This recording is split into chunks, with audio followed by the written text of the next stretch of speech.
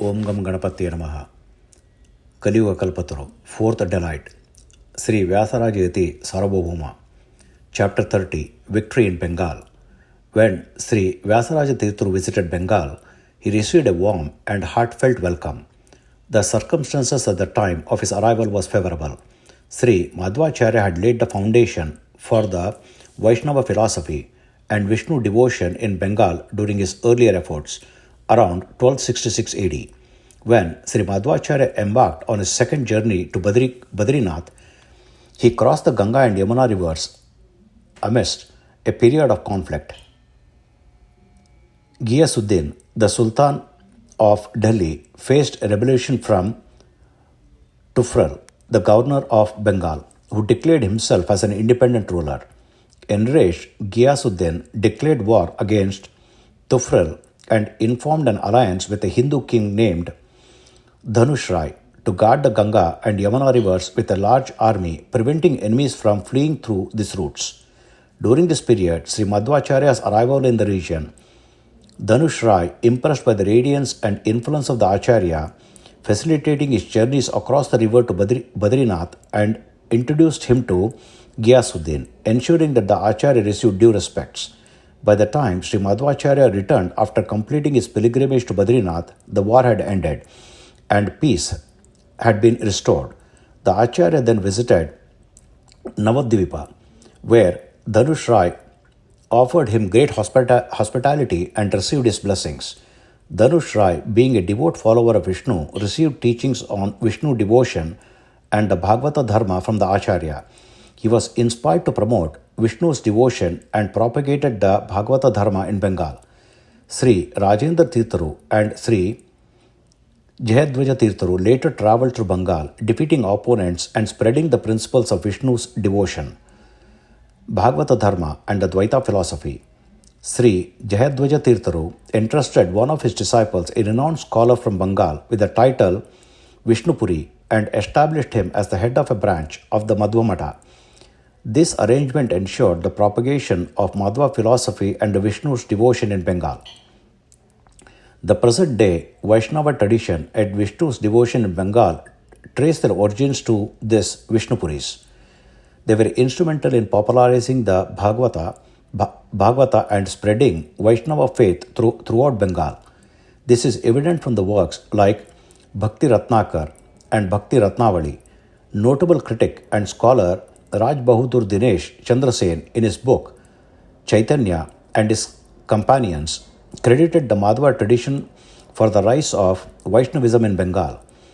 He specifically highlighted the contributions of Vishnupuri, a disciple of Jayadharma, that is Jayadwaja, who popularized the Bhagavata among Bengalis in the 13th century through his works Bhakti Ratnavali.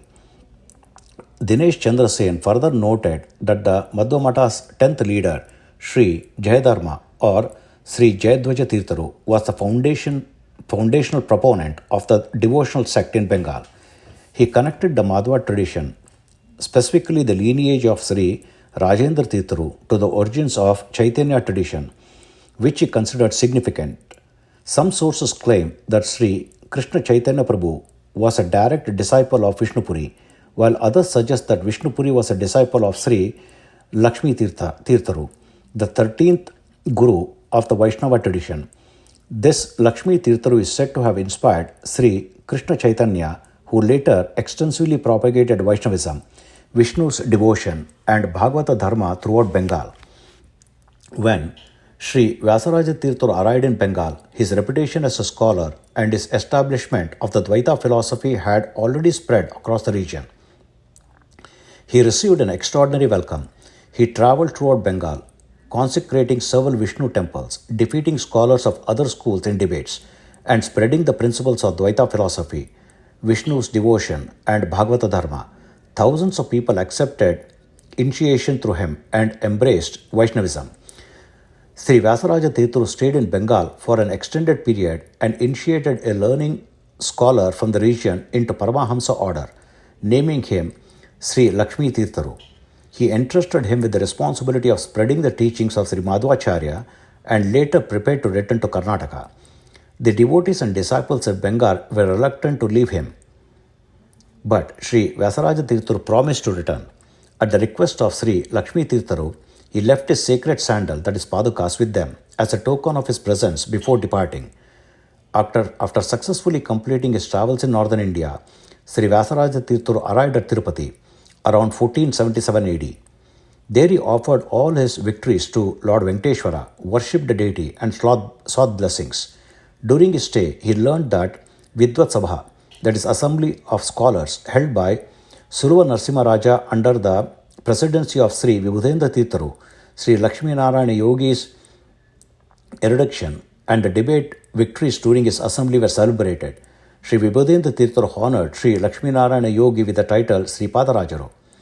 Sri Vyasaraja Tirtharu was deeply impressed to hear about these events and set out to meet his guru, Sri Vibhudendra Tirtharu.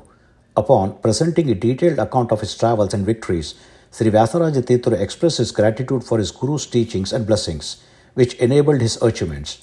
Sri Vibhudendra Tirtharu in turn praised Sri Vyasaraja Tirtharu's contribution to spreading the Dvaita philosophy and expressed pride in his disciples' accomplishment. After studying Vagvarja, authored by his guru, Sri Vyasarajaru sought his blessings and returned to Atturu, continuing his spiritual mission. Om Hari Om. Om Sri Krishnarpanamastu.